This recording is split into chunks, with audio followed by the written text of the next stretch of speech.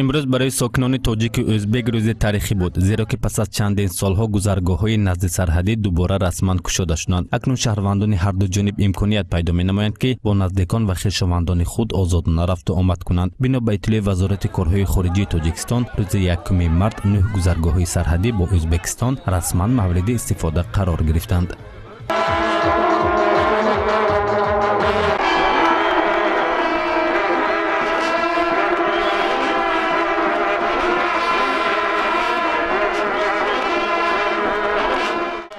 همچنین برای افتتاح گذرگاه ظفرآباد خواسته که در ناحیه ظفرآباد در هممرزی با ناحیه خواست ولایت سردریا واقع است، ساکنان زیادی همسایه کشورها با روحیه ایدانه جمع آمده از گشوده شوی آن اظهار خرسندی می‌نمودند. در مراسم رسما فعال گشتن آن معاون رئیس ولایت سوخت عارف خوجه‌زاده، رئیس ناحیه ظفرآباد رجب اشورزاده و اینچنین معاون حاکم ولایت سردریا مرادعلی اشمتوف، حاکم ناحیه خواست رحیم جان بابویف اشتراک کرده از طریق دوستی کشورهای همسایه سخن گفته قید کردند که این حادثه صحیفه نو را در رابطه‌های هر دو کشور باز خواهد کرد. همچون رمز احترام و دوستی در وضعیت تنتنوی به معاون رئیس ولایت عارف خوجه‌زاده و رئیس ناحیه ظفرآباد رجب اشورزاده جامه و طاقه تقدیم گردید. بعداً ساکنان و مهمانان را نماینده‌های کشور همسایه سر یک پیاله چای دوستی دعوت کردند. در نظر است که در جریان سفر قریب الوقوع پرزیدنت ازبکستان به دوشنبه یک قطار سازشنامه‌های مهم از جمله ساده کردن نظام روابط در بین دو کشور همسایه مطرح خواهد شد.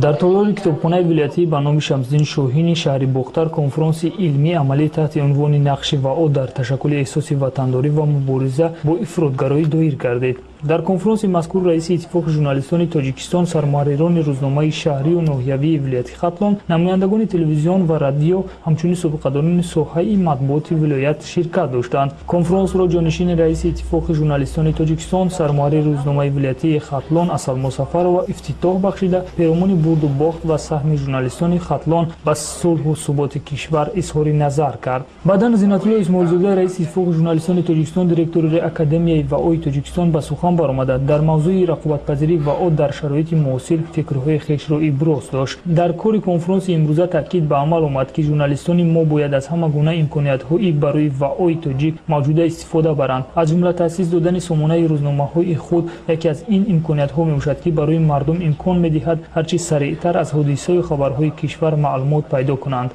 باید گفت که مقصد از برگزاری کنفرانس امروزه پیش از همه توسط ژورنالیستان، یعنی آنهایی که همروزه با قلم و سخن کار گرفته در دل خرد و بزرگ مردم کشور مهر خویشتن‌شناسی و وطن دوستی را بیدار می‌سازند و سکنان اطلاع رسانیدن است. اینچنین در کنفرانس قید گردید که پایداری صلح و ثبات کشور از هر یک ما شهروندان وابستگی کلان دارد. امروز زمانی شده است که از جنگ اتمی نه بلکه از جنگ ایدئولوژی هراسیم و با دام فریب کسی نافتیم و بهر پاسداری تنظیم و آرامی در کشورمون کمر همت بندیم.